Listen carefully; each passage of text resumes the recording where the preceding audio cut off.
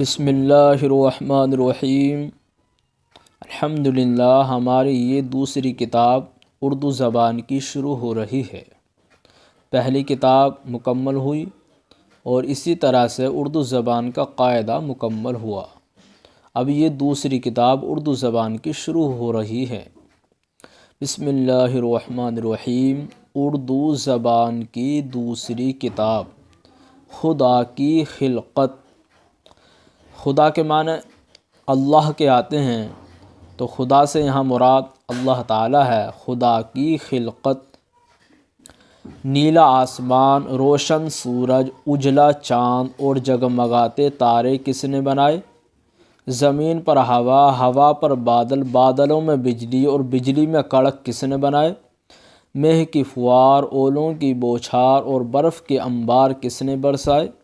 دھواں دھار کوہرا، بھینی بھینی اوس اور سفید پالا کس نے جمایا؟ یہ چوڑی چکلی زمین، گہرا سمندر، اونچے پہاڑ، ابلتے چشمے، بہتے دریا کس نے بنائے؟ یہ کالے گورے آدمی، لڑکے لڑکیاں، عورت مرد، بھانت بھانت کے جانور، چرندے درندے، پرندے، مچھلیاں اور کیڑے مکوڑے کس نے پیدا کیے؟ اسی طرح سے یہ ہرے بھرے درخت اور بیل بوٹے، ان میں رنگ برنگ کے پھول اور کھٹے میٹھے رسیلے میوے کس نے لگائے؟ یہ سب چیزیں خدا نے پیدا کی ہیں، جو بڑا مہربان اور کل عالم کا نگہبان ہے۔